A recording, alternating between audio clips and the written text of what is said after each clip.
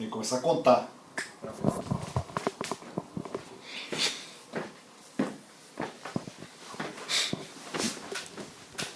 1, 2, 3. Olá pessoal, acontecendo aqui está na OneWG, uma agência de propaganda de Florianópolis. Nós vamos conversar com o Rogério Alves, que é o diretor de criação da agência, que voltou ontem de São Paulo, depois de 2 dias, julgando profissionais do ano. Ele vai contar os bastidores dessa premiação, o que ele viu lá. Prêmio é uma coisa que muita gente fala que é importante, outro tanto fala que não é importante, e a gente verifica que os profissionais do ano recebe de 1.000 a 1.500 peças para concorrerem, e Cannes, por exemplo, 32 mil peças. Então acho que prêmio tem uma relevância no negócio, não só da propaganda, mas do anunciante, de veículos, de produtora.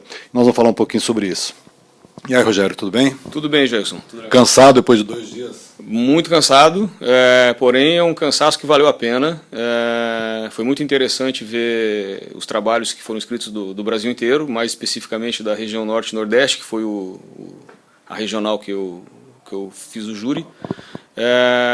E é muito satisfatório você ver trabalhos que, quando tem qualidade criativa, eles se destacam numa maré enorme de trabalhos sem qualidade criativa. Então, o prêmio foi muito interessante para a gente constatar o quanto que uma ideia realmente se destaca. Quando uma ideia é bem elaborada, o anunciante certamente tem mais destaque, ele se torna talvez até... o comercial se torna talvez até mais barato, porque gera mais recall, porque gera mais reconhecimento, mais fixação. Pois é. O Profissionais do Ano reúne as maiores agências do Brasil e as mais relevantes dos mercados regionais. Nós não tivemos sorte esse ano com Santa Catarina, não classificamos. Ao que você atribui a ausência de Santa Catarina nessa premiação? Cara, certamente não foi falta de sorte, porque não é sorteio, né? Eu atribuo a uma onda, talvez, que a gente tem no nosso mercado, de imediatismo, de investimento muito baixo em qualidade tanto de produção quanto de criação. A gente vê muitos clientes optando por abrir mão de uma agência mais qualificada para ser atendido por uma agência menor, sem tanta relevância, sem tanta experiência e sem tanto talento. E o resultado é praticamente uma lógica matemática do que acontece. Quando Santa Catarina consegue emplacar uma peça entre os finalistas, já é um destaque, porque a nossa tradição é não conseguir, ao longo de um ano, fazer muito volume, fazer qualquer coisa que possa ter alguma chance. Para Porto Alegre e para Curitiba é uma regra. Eles estão sempre participando, são mercados que têm um volume de produção grande e tem talvez uma massa de clientes, de anunciantes que também talvez tenham um pouco mais de visão da importância de ter um trabalho, principalmente em televisão, bem realizado. Então eu acho que essa é uma das explicações, né? A gente ficaria um dia inteiro tentando especular sobre todos os motivos, mas eu acho que o principal é esse. Não tenho visto as agências se puxando, não tenho visto as agências nem mesmo exigindo das equipes, muito menos os clientes talvez, exigindo das equipes um diferencial criativo, o que é contraditório, porque em época de crise você precisa usar a criatividade para poder alcançar melhores resultados. O auge da publicidade, e principalmente em televisão, que é o caso do Profissionais do Ano, o auge da publicidade brasileira no mundo, destaque em Cannes, foi numa época que a gente tinha inflação de 80% ao mês, né? Então, em épocas de crise, a publicidade brasileira sempre se superou com criatividade, justamente porque não havia tantos recursos, tanto investimento. Mas dessa vez, nessa crise, eu tenho visto o contrário. Eu tenho visto que a tendência é você se tornar ainda mais flat, tentar dizer tudo ao mesmo tempo, tentar investir o mínimo possível em qualidade, e o resultado é esse. O resultado é que, se você vê um break inteiro de comerciais, se você assistir a televisão durante 10 horas seguidas em Santa Catarina, você provavelmente só vai ver boas ideias, bem realizadas, bem produzidas, de anunciantes de fora, de agências de fora. Você percebeu na região norte que você julgou a mesma situação, ou lá a coisa não está tão econômica assim? A situação é parecida no sentido em que a gente viu 104 comerciais e tinha 2 que nós, do júri ali, percebemos como os favoritos. O júri do Profissionais do Ano, você vai, julga, dá a tua nota nas peças e você não sabe o resultado da soma, né? Então a gente não sabe quem ganhou.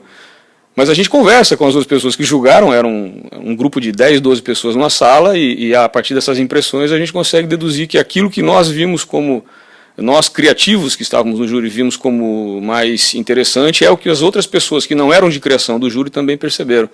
Então, e eram 30 campanhas na região Norte e Nordeste, campanhas que algumas têm 6 peças, outras têm 2, né? Então tem mais quase 100 comerciais ali, em que a gente conseguiu identificar 2 campanhas com qualidade de criação. Nem sempre... Produto, é varejo, serviço? Cara, eles têm muita cultura em anunciar serviços educacionais, colégios, faculdades, cursinho, tem muito material disso. Então tem algumas coisas boas nessa área. Tem uma cultura parece que tem um shopping center em cada esquina ali, porque assim, eu acho que 70% dos filmes eram de shopping, mas nenhum com uma qualidade de ideia, todos muito parecidos. Você não lembra qual é o shopping que anunciou A ou B, parece que são todos o mesmo shopping center. E uma coisa que me chamou a atenção desse segmento também é o fato de que eles usam muito jingle. Tem muito filme com jingle, sem ideia nenhuma, é um jingle e um clipezinho com aquele jingle. Talvez seja uma boa oportunidade abrir uma produtora de áudio no Nordeste, embora tenha bons jingles bem produzidos nos comerciais, mas de ideia a gente vê muito pouca coisa. Eu acho que a gente está... Santa Catarina está praticamente um estado nordestino no que se refere à qualidade de produção e de entrega de criatividade. Tem muito pouca coisa. Pois é. No teu grupo de jurados, tinham quantos do Sul, do Nordeste, do Centro-Oeste? Tinham agências grandes no teu grupo? Tinha agências grandes no grupo. Tinha a agência de São Paulo no grupo, tinha eu representando o Sul, o Marlon, que era nosso redator aqui, que ganhou com a gente, né, a campanha do ano passado, estava no mesmo júri representando a região Centro-Oeste. Havia pessoas representando a PUC do Rio Grande do Sul, havia profissionais da Globo, que eu não sei precisar exatamente a região deles, e profissionais de produção também, de produtoras. Então é um júri justo, é um júri honesto para avaliar tudo que a gente precisa avaliar num festival como esse, que é a criatividade, a qualidade de produção. Basicamente são as duas, né? São os requisitos que o prêmio coloca para o jurado avaliar. O prêmio, na verdade, ele não estabelece exatamente, olha, vamos priorizar a criatividade ou vamos priorizar a qualidade, até porque qualidade também inclui criatividade. Não adianta só qualidade de produção, você tem que ter a qualidade da inteligência da peça, né? E é inevitável, cara. É um júri individual praticamente. Você não delibera, você não discute, você não argumenta. Não existe uma situação em que o júri coloca uma das peças e fala: peraí, será que isso aqui vale? Será que entra? Será que não entra? Cada um aponta ali os seus favoritos. É formado um shortlist de 5 filmes para a categoria mercado, de 3 campanhas para a categoria campanha. E a partir daí se dá as notas de 5 a 10. Né? E a gente só vai descobrir quem realmente tirou a soma maior no dia da entrega. Então, não há uma orientação do presidente do júri do tipo, vamos valorizar mais as peças melhor produzidas, porque isso favorece os anunciantes que investiram mais. E nem, por outro lado, esqueçam a qualidade de produção, vamos valorizar a ideia. Mas as pessoas que estão ali julgando têm esse critério de buscar o equilíbrio entre as duas coisas. Então... eu acho difícil uma peça premiada não ter ideia, ou ter uma ideia e ter uma produção ruim. Acho difícil. É impossível, talvez. E como é que vocês receberam essa novidade da campanha integrada? Isso foi um negócio novo? Teve alguma explicação de qual é o critério? Dá uma explicação sobre isso. A nossa região não tinha peças, não tinha inscrição nessa categoria. É uma categoria que eles anunciaram quando o prêmio já não tinha mais, você não tinha mais chance de fazer algo para o prêmio. Então, quem usou as outras plataformas de uma forma integrada com televisão tinha algo a inscrever. Quem não usou não tinha como preparar uma inscrição, né? O prêmio ele é bem justo em relação a isso, né? Então, Eles lançaram essa categoria e quem fez algo ao longo daquele período tinha chance de inscrever, mas foi uma dificuldade discutida depois com até o pessoal da Globo, da área digital, que existe muita tecnologia disponível e existe muita limitação de tecnologia também. Quer dizer, você não tem como, no G1, simplesmente reveicular um filme, não é todo momento, não é todo trabalho que você consegue. Então, o primeiro capítulo, que foi esse ano, dessa categoria integrada, eu acho que serviu para que os criativos possam olhar e falar, opa, como será que é isso? Achei muito inteligente da parte deles criar esse modelo, porque isso estimula a criação, a propor aos clientes usos de plataformas que não sejam só TV, e com isso você promove a própria plataforma, né? A Globo tem essa intenção, estão indo muito forte para isso, mas eu não acredito que vá ter surpresas ou grandes ideias usando essa categoria. Quem escreveu tem muita chance de ganhar porque tem muito pouco concorrente. Você estava explicando como é que funciona a apuração, o julgamento. Não existe um momento em que alguém defenda a ideia, alguém diga, olha, essa campanha está mais propícia a ganhar, e o outro discute, concorda, discorda, não tem essa discussão? Não há essa deliberação. O que existe é a possibilidade, cada membro do júri tem a condição de indicar como finalista uma peça que talvez não tenha entrado como finalista. Eu poderia dizer dos 5 finalistas de filme, se não tivesse ali entre os 5, eu poderia puxar o freio e falar, peraí gente, aquele filme ali é muito bom, aquele filme ali talvez a gente não tenha percebido, ou passou batido, eu acho que ele deveria entrar como finalista. Mas assim, isso não aconteceu. Eu acho que dificilmente isso acontece. Tanto material sem tanta qualidade, tão raros os materiais que têm qualidade, que é difícil um material bom ficar de fora. Só se ele tiver alguma polêmica, aí algumas pessoas não gostaram, mas não houve essa situação, pelo menos não vivi essa experiência. Bom, e a experiência que você teve lá com outros jurados, é enriquecedora? Vocês têm momento para trocar ideia, para conversar? Ou é pauleira e... Não, a gente teve momento de integração, teve um jantar no primeiro dia, na verdade chega todo mundo de São Paulo e a Globo oferece um jantar em que eles sorteiam os júris de acordo com as regiões. Aí você acaba conhecendo pessoas de outros lugares, acaba revendo pessoas que fazia tempo que você não encontrava. Então há uma troca, há uma promoção de network ali. Depois, durante o júri, você tem estágios de espera em que está sendo tabulado, indicações.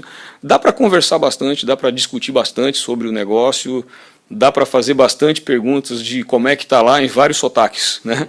E a resposta é geralmente muito parecida. Tanto pessoas que julgaram região sul quanto região norte, todo mundo comenta que realmente a qualidade de produção diminuiu, é natural. A verba diminuiu, não tem tanto dinheiro para produzir como se tinha antes. E eu acredito que em todo júri, em todo prêmio, as peças que têm realmente mais qualidade criativa, elas são uma grande exceção diante do todo, na paisagem, né? Então, o que se discutiu muito foi isso também, quer dizer, o Brasil de verdade, pelo menos o de verdade que aparece na TV. O que é preocupante, porque aparece na TV e aparece na Globo, já é um investimento mais alto. Só imagino os prêmios que tem uma régua mais baixa, né, que tenham sido veiculados em outros canais ou que nem tenham ido para a TV, que já exige mais investimento.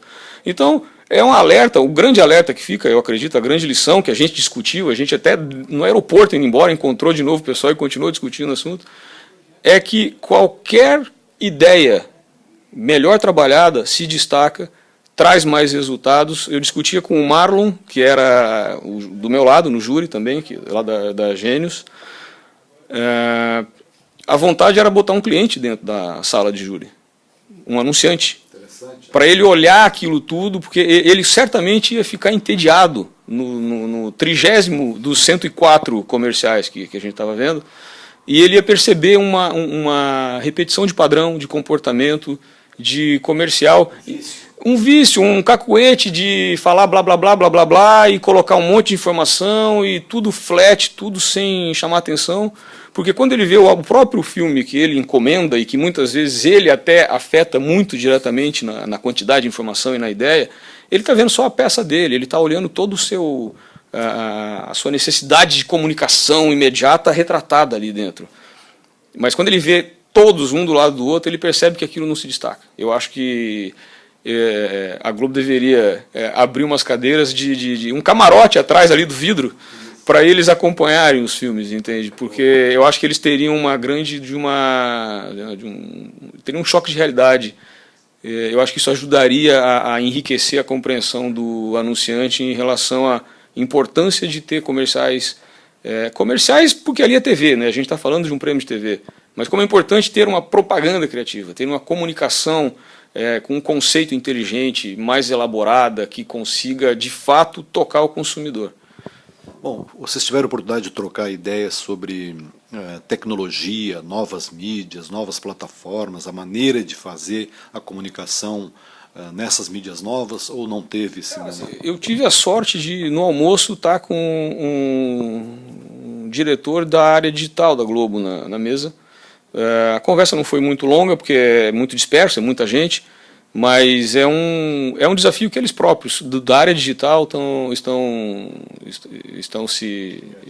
engatinhando, porque eles não... E a tecnologia muda, né? Quer dizer, você estava ali com o flash funcionando, tudo bonito, daqui a pouco cai, morre, não tem mais. Agora é o HTML5. O HTML5 tem mais limitação, eu não consigo ter tanto, o peso é menor, a qualidade do material cai, e muitas vezes o cliente fala, pô, não está tão legal, não está tão legal por causa da tecnologia que não permite. Então, como eu falei no começo do papo contigo, tem muita tecnologia que oferece muita coisa, mas também oferece muita limitação. Então, eu acredito que a luta hoje, e não houve uma discussão, não houve um fórum sobre isso, mas acredito que a luta hoje seja encontrar uma maneira de, dentro das limitações que as tecnologias oferecem, projetar boas ideias, projetar conceitos que valorizem a marca, que promovam o produto.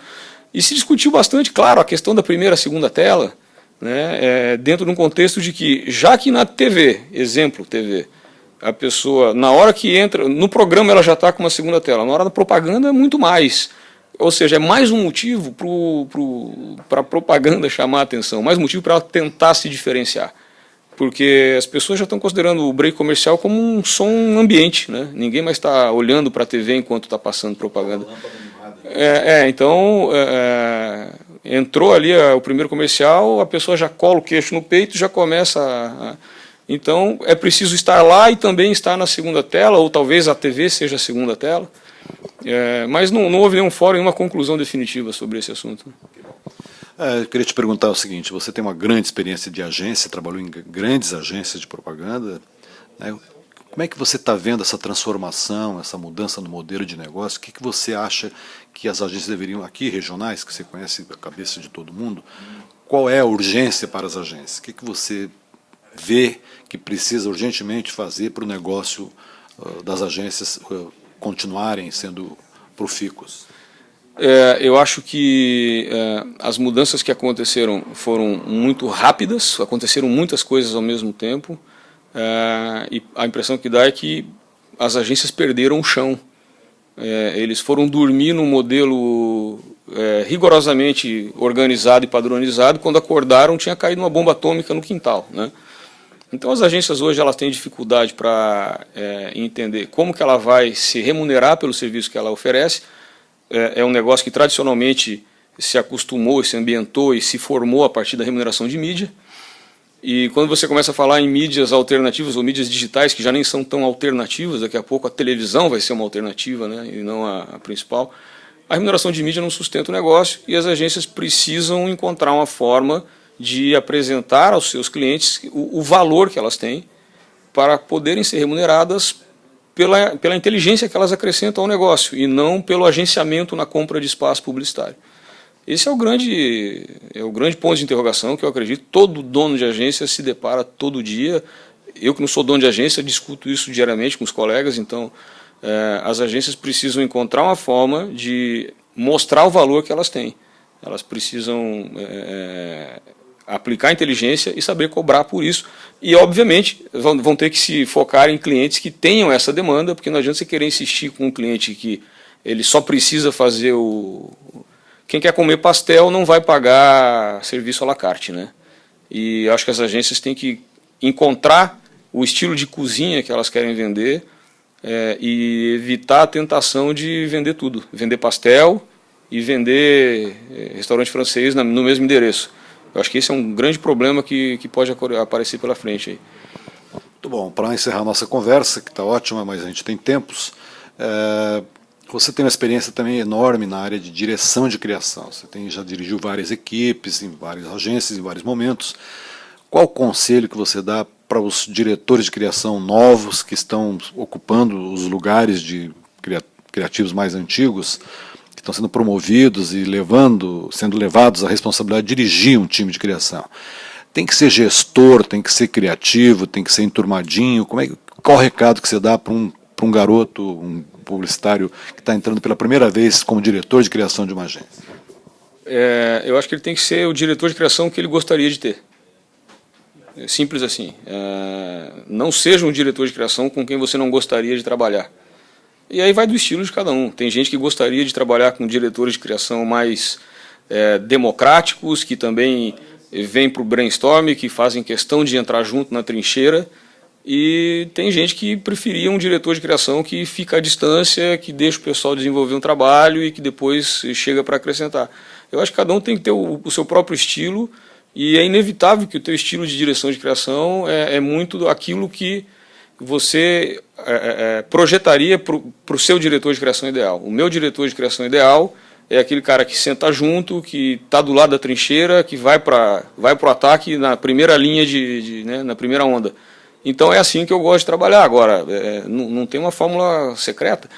O que tem hoje é uma nova realidade de prazos mais curtos e exigências de entrega maiores. Então talvez hoje se exija mais capacidade de gestão até do que se exigiu antes, embora sempre se exigiu isso, né?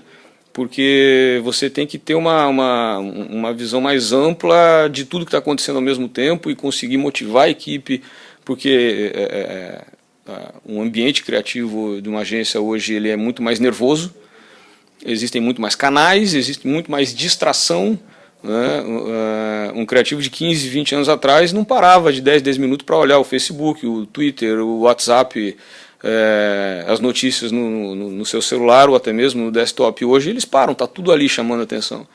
Então, acho que exige-se hoje de um diretor de criação mais ainda capacidade de gestão. E para quem começa a fazer isso agora, é uma dificuldade maior, porque quem nunca exerceu a gestão de uma equipe não vai conseguir começar já a pleno amarrando tudo isso, né? É como tentar arrebanhar 15 gatos de uma só vez, entendeu? Você vai apanhar até conseguir pegar a manha de fechar a porta da cozinha, trancar a janela.